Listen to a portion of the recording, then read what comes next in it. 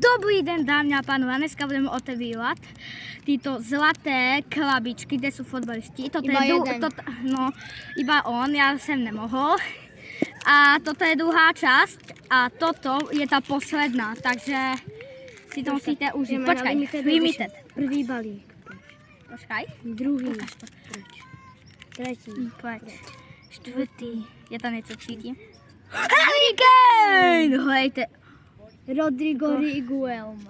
OK, Harry Kane, ty máš štěstí. A ještě to má svoji sneakersku.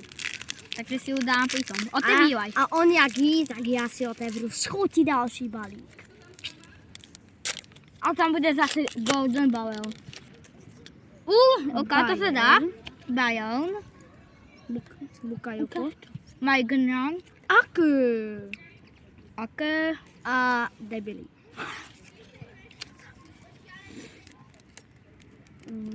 Takže další pít.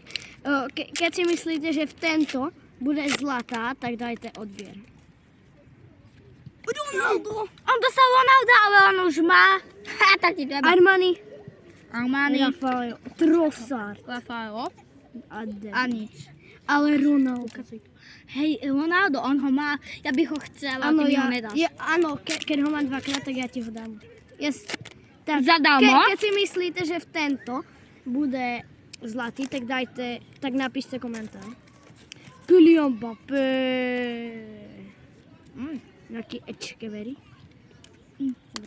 Musiala. Musiala. Hej, to vypadá docela tak jinak. Kyle Nevypač. Walker.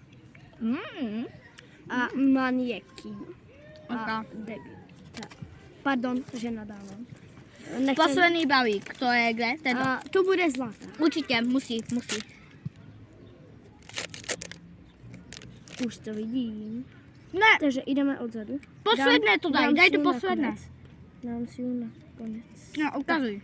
Lukáš Hradecký, Antonio Lukáš. Rudiger, Rudiger, toho mám, taky to. Pavard, Joško nám padl, Joško. A Invicible. Tak, toto je konec nášho videa a keď si myslíte, že to bylo dobré, tak dajte like a odběr. Nový!